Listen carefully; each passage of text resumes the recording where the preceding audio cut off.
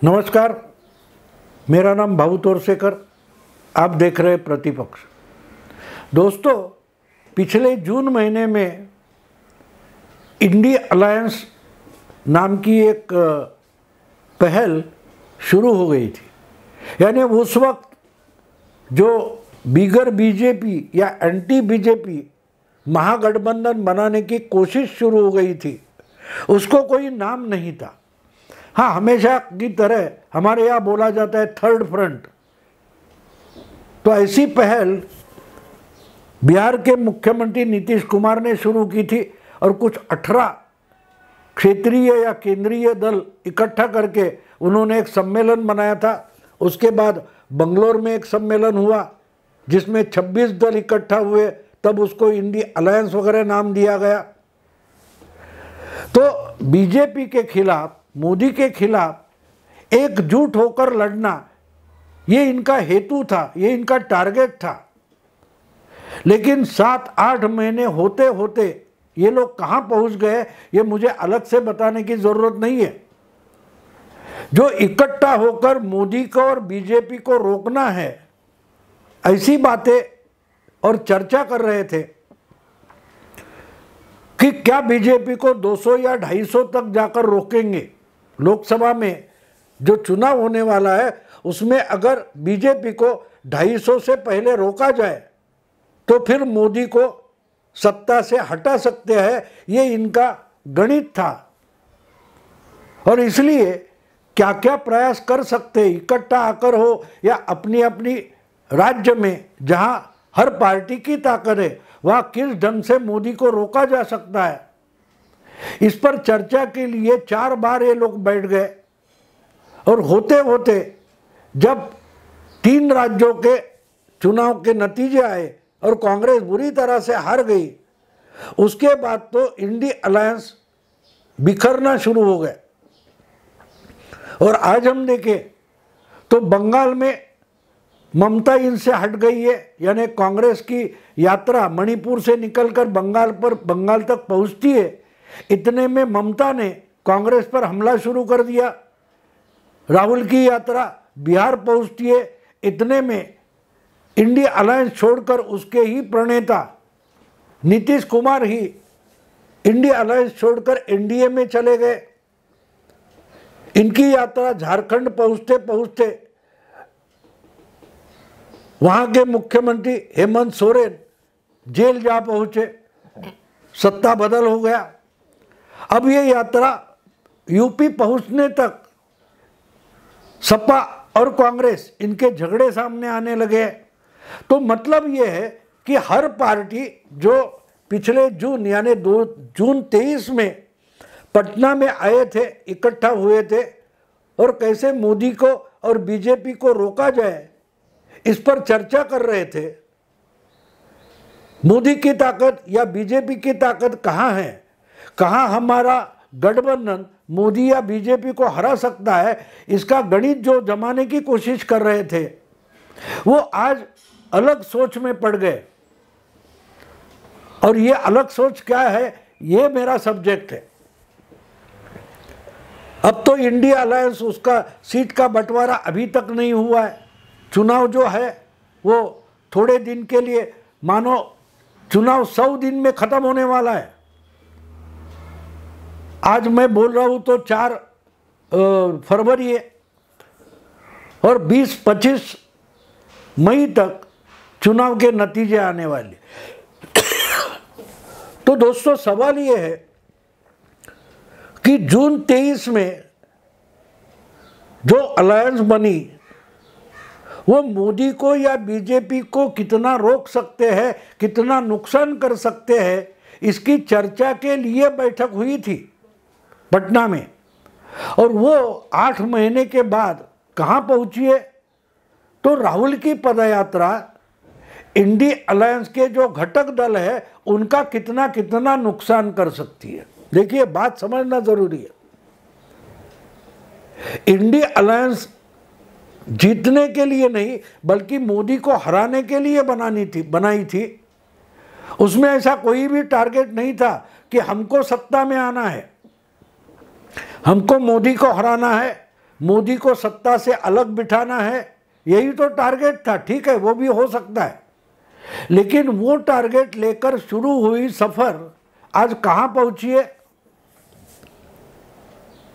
कि राहुल गांधी यानी कि कांग्रेस अपने मित्र दलों का अपने अपने राज्य में कितना नुकसान कर सकती है, क्योंकि ये मामला अब सीट बंटवारे तक आ पहुंचा है और 6 महीने से जो प्रयास चल रहे हैं उसमें भी सीट का बंटवारा नहीं हो रहा है।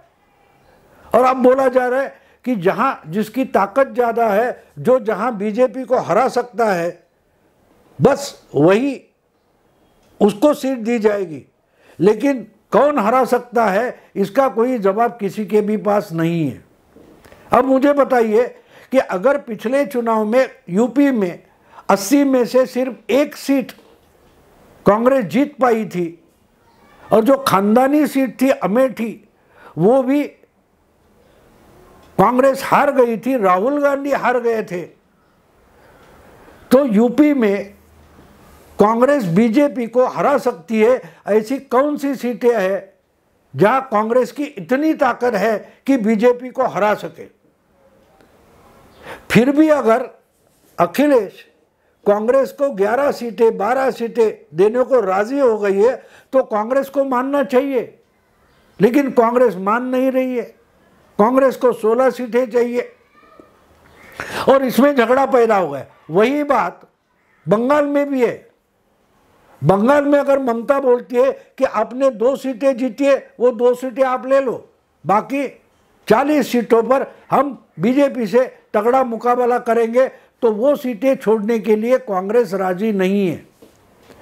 तो घूम फिर कर मामला कहां आता है कि मोदी या बीजेपी का नुकसान करना अलग बात रह गई है और हम एक दूसरे का कितना नुकसान कर सकते हैं और एक दूसरे का नुकसान होने वाला है तो उससे कैसे बच सकते हैं।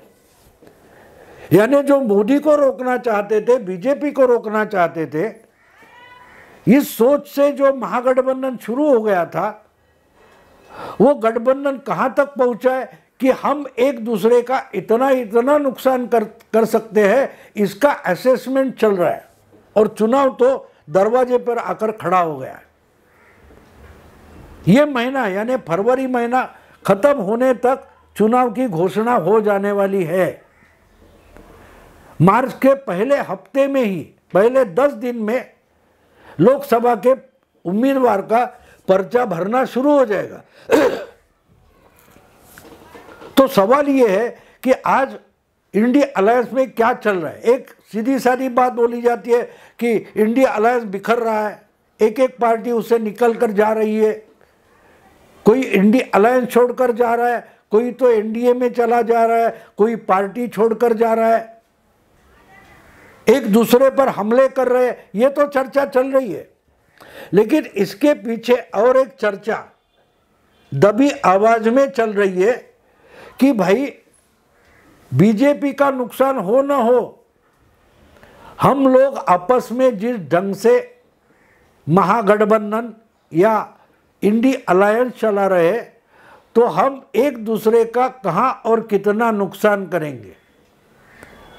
और इसका असेसमेंट, मेरी जो खबर है, ये खबर ऐसी है कि आजकल ममता हो, लालू हो, अखिलेश हो या बहुत सारी पार्टियां, महाराष्ट्र में उद्धव ठाकरे हो, इनकी पार्टियां इसका असेसमेंट कर रही है, अंदाज लगा रही है कि कांग्रेस हमारा कितना नुकसान करती है या कांग्रेस का हम कितना नुकसान करते हैं। क्योंकि एक बात साफ है कि राजस्थान हो, गुजरात हो, मध्य प्रदेश हो, छत्तीसगढ़ हो, कर्नाटक हो, ऐसे जो राज्य है जहां कांग्रेस अपनी ताकत पर ही बीजेपी से लड़ सकती है, वहां दूसरे पार्टियों की यानी ममता हो या अखिलेश हो, उसके मदद की कांग्रेस को बिल्कुल जरूरत नहीं।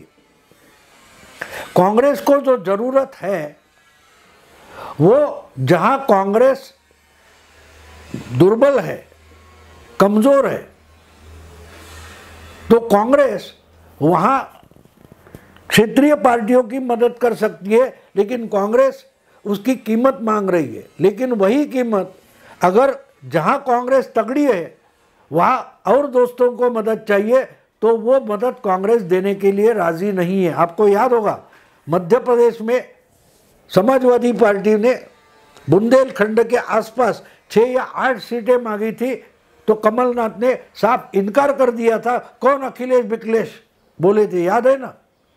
तो अगर विधानसभा की 230 में से 6-8 सीटें कांग्रेस समाजवादी पार्टी को नहीं दे सकती, तो आज लोकसभा चुनाव में 1 सीट भी दे सकती है। लेकिन उसी कांग्रेस को उत्तर प्रदेश में 16 सीटें चाहिए लोकसभा की, और इसीलिए आहिस्ते आहिस्ते दिमाग ठिकाने आने लगा है।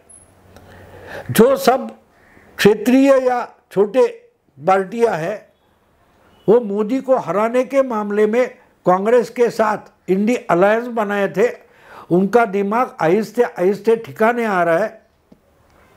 इनकी समझ में आ रहा है कि कांग्रेस के साथ गठबंधन करके हमारा कुछ फायदा तो होने वाला नहीं, लेकिन नुकसान होगा तो कितना होगा। आपको एक बात समझना जरूरी है कि नुकसान कैसे होता है। आपको याद होगा कि 2004 में बंगाल में ना ममता की ताकत थी ना कांग्रेस की ताकत थी, सबसे बड़ी ताकत लेफ्ट फ्रंट हुआ करती थी। उस लेफ्ट फ्रंट ने, वामपंथी दलों ने 2004 में कांग्रेस को दिल्ली में सरकार बनाने को सपोर्ट किया, और आहिस्ते आहिस्ते बंगाल में से वामपंथी दलों की ताकत घटती गई। आज उनका बंगाल में एक भी लोकसभा का एमपी नहीं है। विधानसभा में 294 में सिर्फ 1 एमएलए बचा है लेफ्ट फ्रंट का। इतनी बुरी हालत है। क्यों हालत है? क्योंकि जिसके खिलाफ आपकी पार्टी ताकत से खड़ी होती गई, आप उससे ही हाथ मिलाते जाओ तो आपका जो वोटर होता है वो भ्रमित हो जाता है, आपका मतदाता भ्रमित हो जाता है। उसको समझ में नहीं आता कि मैं कांग्रेस के खिलाफ अगर इनको वोट दे रहा था तो यही अगर कांग्रेस के साथ हाथ मिलाएंगे तो मैं इनके साथ जाऊं क्यों, मुझे कांग्रेस नहीं चाहिए। और इसी कारण से बंगाल में 2004 में अकेली ममता अपनी पार्टी की एमपी बनी थी, लेकिन 2009 में और सिर्फ 5 साल में लेफ्ट फ्रंट की ताकत इतनी घट गई कि बंगाल में ममता की ताकत बढ़ी, क्योंकि लेफ्ट फ्रंट का जो वोटर था वो आहिस्ते आहिस्ते कांग्रेस के खिलाफ ममता के साथ चला गया। तो कहने का मतलब ये है कि आप बीजेपी के खिलाफ लड़ रहे हो, लेकिन बीजेपी बंगाल में थी ही नहीं, तो आपको दिल्ली की जो राजनीति थी वो बंगाल में लाने की जरूरत नहीं थी। आपको बंगाल में बीजेपी के स्थानीय लेवल पर, स्तर पर लड़ना ठीक था, लेकिन दिल्ली के राजनीति के लिए लेफ्ट फ्रंट ने अपनी ताकत बंगाल में गंवाई। बिल्कुल वही बात हर राज्य में होती आई है। कल परसों हमने देखा बीजेपी के खिलाफ राजनीति करते करते के चंद्रशेखर राव खुद की ताकत गंवा बैठे तेलंगाना में।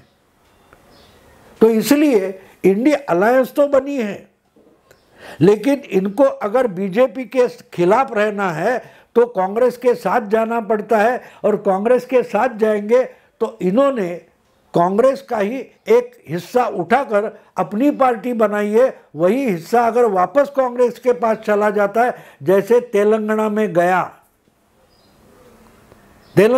गया, और बचा क्या है अब चंद्रशेखर राव के पास?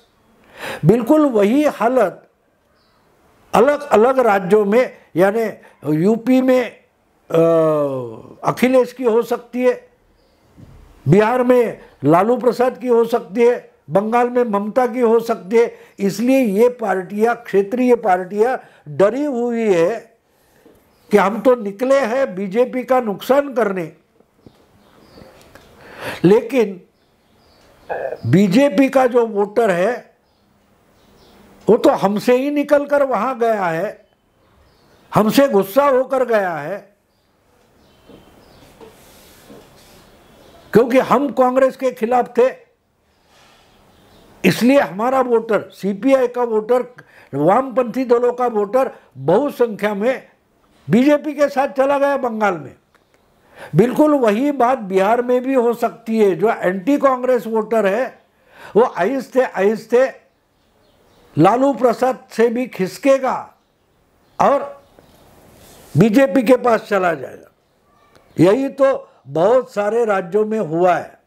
और इसलिए मुझे जो खबर मिली है, ये खबर ऐसी है कि अब इंडी अलायंस में शामिल हुए बहुत सारे क्षेत्रीय और छोटे छोटे दल जो है वो डरे हुए हैं कि भाई हम अगर राहुल के पीछे पीछे दौड़ते रहे तो राहुल तो ब्रांड बन जाएगा, राहुल की इमेज तो बन जाएगी, लेकिन हमारी हालत खस्ता हो जाएगी। हमारा वोटर हमको छोड़कर कांग्रेस के पास चला जाएगा। अब देखिए कर्नाटक में 2018 के चुनाव में जो बहुत सारा मुस्लिम वोटर जनता दल सेक्युलर यानी देवेगौड़ा के पार्टी के साथ हुआ करता था, वो 2023 में उठकर कांग्रेस के साथ चला गया और जेडीएस का सुपड़ा साफ हो गया। कांग्रेस को अपना बहुमत मिल गया, मेजॉरिटी मिल गई। कांग्रेस के वोट 5% बढ़े, जेडीएस के वोट 5% घटे। बीजेपी के वोटर जैसे के वैसे हैं, ना कम हुए ना ज़्यादा हुए। हाँ, सीटें कम हो गई। क्यों सीटें कम हो गई? क्योंकि कांग्रेस के वोट बढ़े, जेडीएस के मुस्लिम मतदाता कांग्रेस के पास खिसक गए तो कांग्रेस की सीटें बढ़ी। तो यही बात अगर यूपी में होती है, बड़ी तादाद में, बड़ी संख्या में, अगर अखिलेश का मुस्लिम वोटर खिसक कर कांग्रेस के पास चला गया तो समाजवादी पार्टी का भविष्य क्या होगा? बिहार में मुस्लिम यादव कॉम्बिनेशन है लालू का। अगर वहां का मुस्लिम खिसक कर चला गया कांग्रेस के पास तो लालू की ताकत क्या बचेगी? इसलिए आज इंडी अलायंस में जो शामिल हुए दल है वो इसका असेसमेंट कर रहे हैं, उसका हिसाब लगा रहे हैं कि हम कांग्रेस के साथ रहते हुए हमारा कितना नुकसान होगा, बीजेपी का क्या होगा, कितना होगा, इसका तो पता नहीं है। लेकिन कांग्रेस के साथ रह के राहुल का ब्रांड बनाते बनाते हम कितने खत्म हो जाएंगे, हमारी हालत कितनी खस्ता हो जाएगी, इसका सोच इंडी अलायंस के छोटे और क्षेत्रीय दलों में शुरू हो गया। यही तो खबर है। देखते हैं दोस्तों आगे चलकर क्या होता है। अभी यहाँ रुकता हूँ। अगर वीडियो पसंद आए तो लाइक कीजिए, शेयर कीजिए, सब्सक्राइब कीजिए। नमस्कार।